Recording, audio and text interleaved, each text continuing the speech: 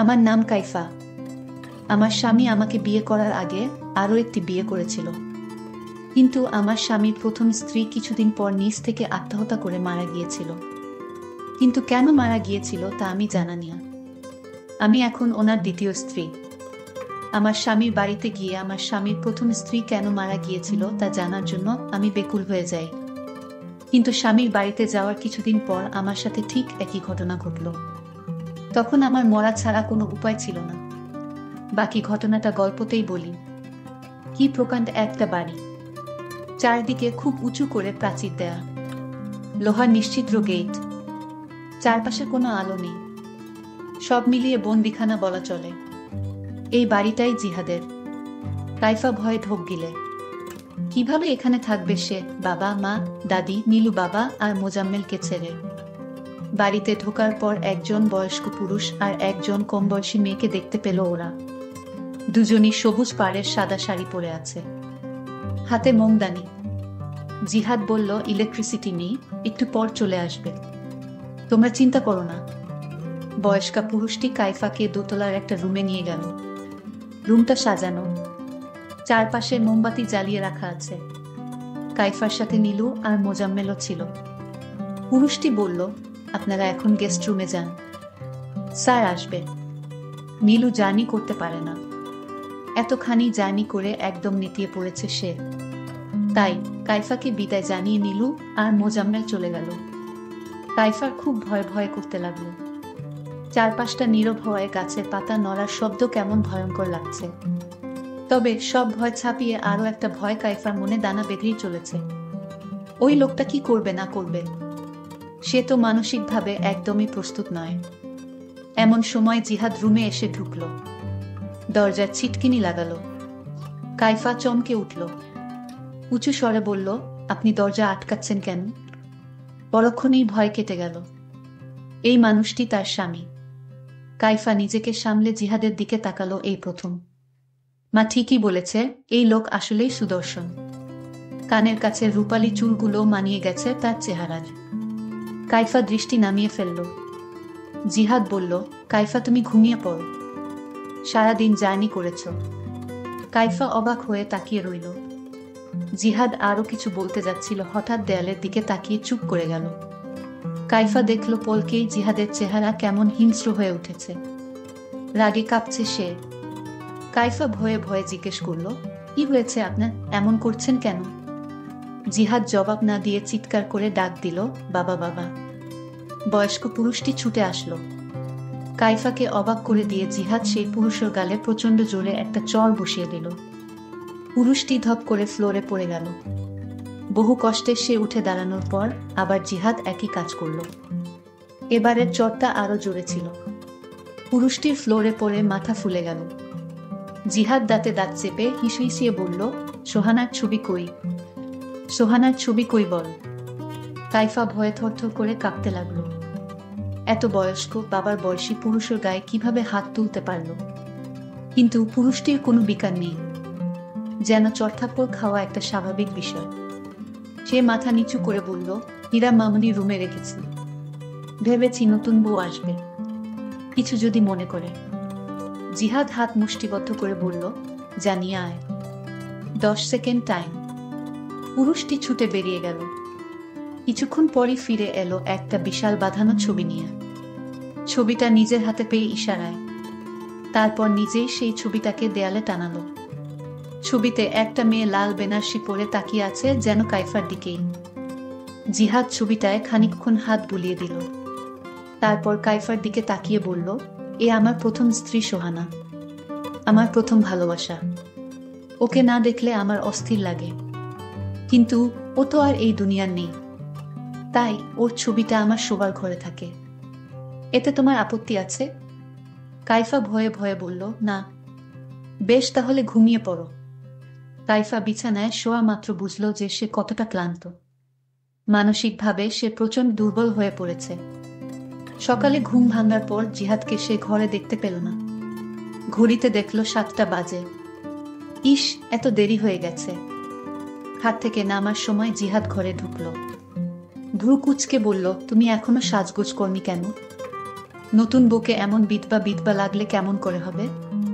আলমারি থেকে একটা লাল শাড়ি বের করে পরো, আর টেবিলে দেখো মালা আছে, মালাটা পরে নিও। কথাগুলো আদেশের ভঙ্গিতে বলে জিহাদ চলে গেল। কাইফা চোখের পানি মুছল। জিহাদের কথা মতো সেজে নিচে গিয়ে সে অবাক। নীলু আর মোজাম্মেল খাবার টেবিলে বসে আছে জিহাদের সাথে। কাইফাকে দেখে ওদের হাসি আরো বেড়ে গেল। কাইফা এসে একটা চেয়ারে বসল। জিহাদ উঠে চলে গেল কিচেনে। মোজাম্মেল বলল, জানো দুলা ভাই আমাদের জিজ্ঞেস করে জেনেছে তোমার প্রিয় খাবার কি, তারপর নিজেই রান্না করেছে, এখনো করছে। কাইফা কি বলবে বুঝতে পারল না, বলল, কি বলছিস? নীলু বলল, বুড়া ভূতে সেই প্রেম যাচ্ছে কাইফাকে পেয়ে। মালা বানায়া নিজ হাতে আবার কাইফাকে পরিয়ে দিচ্ছে। মোজাম্মেল বলল, উফ আপু, তোমার বেশি মুখ চলে, বুড়ো বুড়ো করো না তো, ছোটাপুর কষ্ট হবে। বলেই ওরা হাসতে লাগলো। বাবা থামিয়ে নীলু বলল, যতটা খারাপ প্রথমে ভেবেছিলাম উনি আসলে ততটা খারাপ না রে। কাইফা শুকনো মুখে তাকিয়ে রইল। লোকটাকে তো কাল রাতে খুব খারাপ মনে হয়েছিল। সে কি আসলে ভালো নাকি কাইফা কিছুই বুঝতে পারল না। কাইফা অনেকবার ভেবেছিল নীলুকে গত রাতের ঘটনা খুলে বলবে, কিন্তু তাকে তো একা পাওয়াই যাচ্ছিল না। সারাক্ষণ সে আর মোজাম্মেল জিহাদের সাথেই আড্ডা দিচ্ছিল। কি বাবা খুশি সবাই, কি দরকার আবার সবার মন নষ্ট করার। কাইফা তাই চুপ করেই রইল। কিছুক্ষণ পর নীলু আর মোজাম্মেল চলে যাবে। নীলু আমার ছোট বোন, আর মোজাম্মেল হলো আমার ছোট ভাই। তারা বলল আজ চলে যাবে। মোজাম্মেলের কলেজ খোলা। কাইফা তবুও বলল, আরেকটা দিন থেকে যেতে। জিহাদ হেসে বলল, যেতে চায় আটকাচ্ছ কেন? যখন মন চাইবে তখনই গাড়ি পাঠিয়ে ওদের নিয়ে আসব। চোখের পানি মুছে কাইফা ওদেরকে বিদায় দিল। জিহাদও অফিসে চলে গেল। একবার কাইফার দিকে তাকালো না। কাইফা একা একা কি করবে ভেবে পেল না। সে বাবা নামের পরিচারিকাটির কাছে গেল। বলল, কাল রাতে উনি যেই কাজটা করেছে সেটার জন্য আমি আপনার কাছে দুঃখিত বাবা। মানে আমার শ্বশুর। বাবা চুপ করে রইল। কাইফা আরো কিছুক্ষণ গল্প করার চেষ্টা করল, কিন্তু বাবা বলল, বোমা এ বাড়িতে মালিক শ্রেণীর কারোর সাথে অকারণে কথা বলা নিষেধ। এতে মালিকদের অপমান হয়। জিহাদ জানলে খুব রাগ করবেন। কাইফা অবাক হয়ে তাকিয়ে রইল। এত বড় বাড়িতে একা একা সে করবেটা কি? কোনো কাজও তো নেই। কাইফা দোতলায় উঠে গেল। যাওয়ার সময় বাবা পিছন ডেকে বলল, বোমা চিলেকোঠার ঘরে যাওয়া জিহাদের নিষেধ আছে, ওখানে যাবেন না। বাকি সব চাইলে ঘুরে দেখতে পারেন। কাইফা বেডরুমে এসে বসে রইল।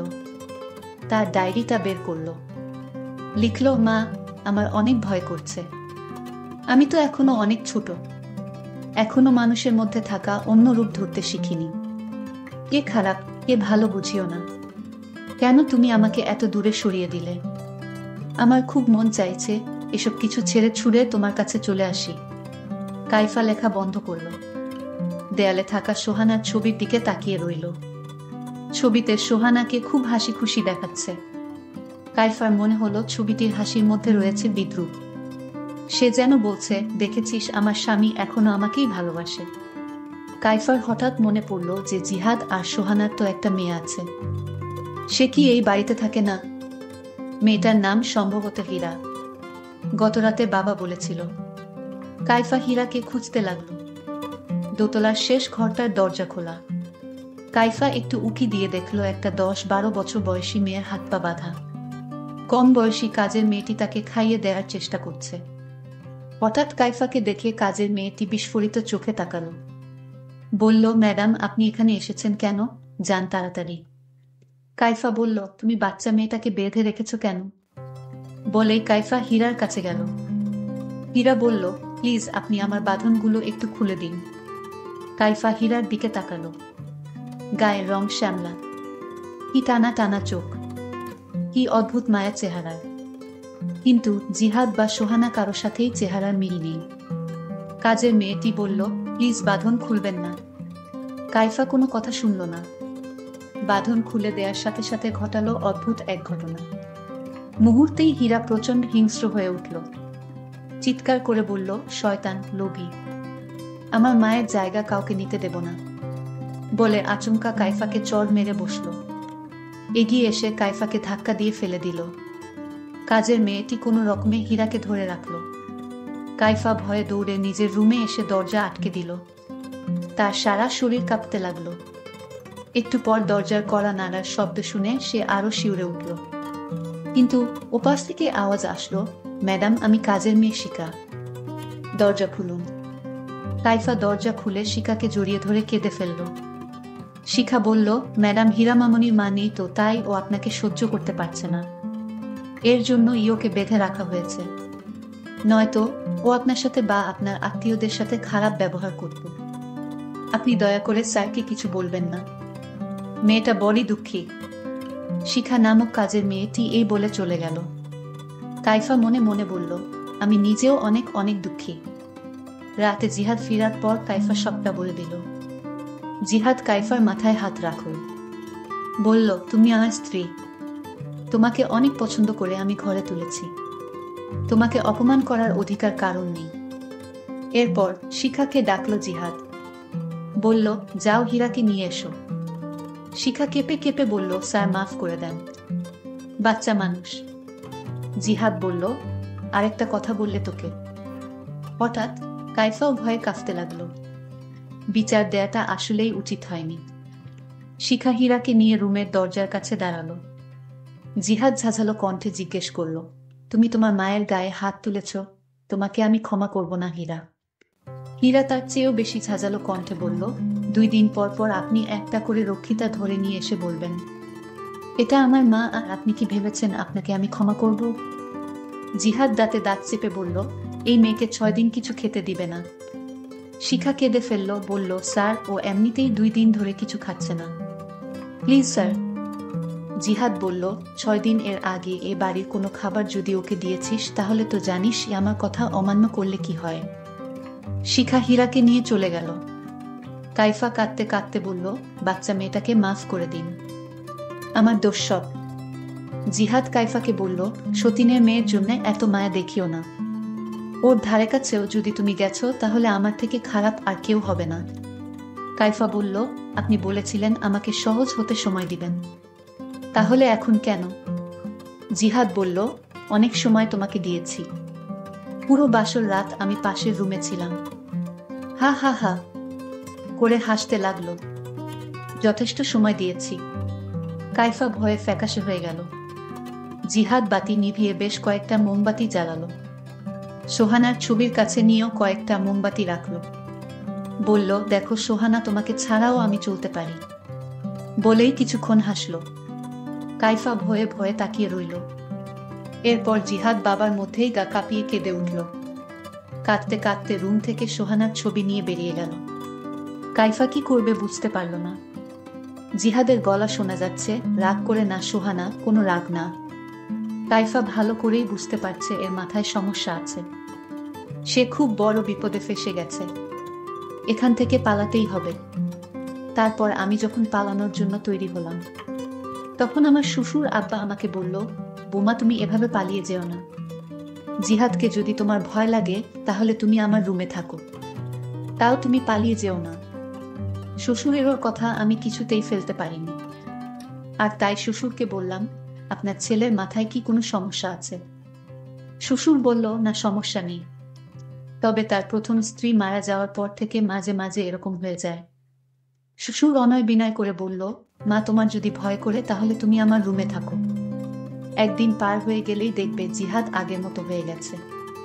তোমার সাথে ভালো আচরণ করবে, তাকে ভালো হতে একটু সময় লাগবে। তোমার যত্ন পেলে সে তাড়াতাড়ি সুস্থ হয়ে উঠবে। তবে আমি মনে মনে চিন্তায় পড়ে গেলাম, সুর তার রুমে থাকতে কেন বলল? এর মধ্যেও কি রহস্য আছে? আরও তো অনেক রুম পড়ে আছে। ওই রুমে থাকার কথা না বলে শ্বশুর তার নিজের রুমে থাকার জন্য কেন বলল? ঠিক আছে, দেখি কি হয়। আমি শ্বশুরের রুমে আমার স্বামীর ভয়ে শুয়ে পড়লাম। আমার শ্বশুর নিচে পাটি বিছিয়ে শুয়ে পড়ল, আর আমি কাঠে শুয়ে পড়লাম। কিন্তু আমার চোখে কিছুতেই ঘুম আসতেছিল না। আমি ঘুমানোর চেষ্টা করলাম। হঠাৎ স্বামীর ডাক শুনতে পেলাম। স্বামী আমার নাম ধরে ডাকতে লাগলো, কাইফা, এই কাইফা, তুমি কোথায়? শুনছো না? তোমায় আমি ডাকছি। কাইফা তার স্বামীর কথাগুলো শুনতে পেল। কিন্তু কোনো উত্তর দিল না। তারপর আমার স্বামী নিশ্চুপ হয়ে ঘুমিয়ে গেছে মনে হয়।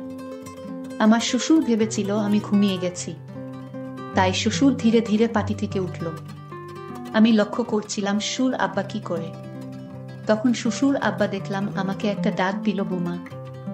যখন আমার কোনো সাড়া পেল না, আবার ডাক দিল। যখন কোনো সাড়া পেল না, তখন চুকেশ থেকে একটা সাদা রুমাল বের করলো, আর সেই রুমালে কি যেন মিশ্রিত করলো। তারপর আমার মুখের উপর ছুঁড়ে মারল। আমি তখন সাথে সাথে জ্ঞান হারিয়ে ফেলি। তারপর সকাল হলো, আমার যখন জ্ঞান ফিরল, আমি বুঝতে পারছি আমার সাথে কি হয়েছিল। আমার কাছে ব্যাপারটা অদ্ভুত মনে হলো। কেন আমার সাথে এমনটা হলো? আমি কি দোষ করেছি এই পরিবারে? আমি তো একটা গরিব ঘরের মেয়ে, কেন আমাকে সুর এবং আমার স্বামী আমার সাথে এরকম আচরণ করবে? আমি কি দোষ করেছি? আল্লাহর কাছে বারবার ভিক্ষা চাইছিলাম, আল্লাহ, এ পরিবার থেকে আমাকে বাঁচাও। আমি যখন রুম থেকে বের হচ্ছিলাম, তখন কাজের মেয়েটি আমাকে বলল, ম্যাডাম, আপনি কই ছিলেন? আপনার স্বামী আপনাকে খুঁজছিল। আমি কাজের মেয়েটির সাথে আজ ঘটে যাওয়া ঘটনাটা শেয়ার করলাম। কাজের মেয়েটি তখন কেঁদে কেঁদে বলতে লাগলো, আমার মা আছে, বাবা নেই, কিন্তু আমার মায়ের চিকিৎসা এবং পরিবারের খরচের জন্য এ বাড়িতে বুয়ার কাজ করি। রান্না থেকে শুরু করে সাহেবের মেয়েকে দেখাশোনা সবকিছু আমার করতে হয়। আচ্ছা, তোমাকে একটা প্রশ্ন করি। কাজের মেয়েটি বলল, কি বলবেন বলেন ম্যাডাম। আমি তখন কাজের মেয়েটিকে জিজ্ঞেস করেছিলাম, তুমি তো এ বাড়িতে অনেকদিন যাবত আছো। আচ্ছা, জিহাদের প্রথম স্ত্রী কিভাবে মারা গিয়েছিল? কাজের মেয়েটি বলল, ম্যাডাম, এ কথা যদি জিহাদ বা তার বাবা জানতে পারে, তাহলে আমাকে জানে মেরে ফেলবে। আমি বললাম, কিছুই জানবে না কেউ, তুমি নির্ভয়ে আমাকে বলো। তখন কাজের মেয়েটি যা বলেছিল তা শুনে মনে হলো আমার দম বন্ধ হয়ে আসছে। কাজের মেয়েটি বলল, জিহাদ স্যারের প্রথম স্ত্রী সোহানা নিজ ইচ্ছায় দুনিয়া থেকে চলে গিয়েছিল। আমি তাকে প্রশ্ন করলাম, কেন, তার সাথে এমন কি হয়েছিল যে সোহানা নিজ ইচ্ছায় ওপারে চলে গেল? কাজের মেয়েটি বলল, সব কারণ জিহাদের বাবা মানে সোহানার শ্বশুর। সোহানার শ্বশুর সোহানার সাথে অদ্ভুত আচরণ করত।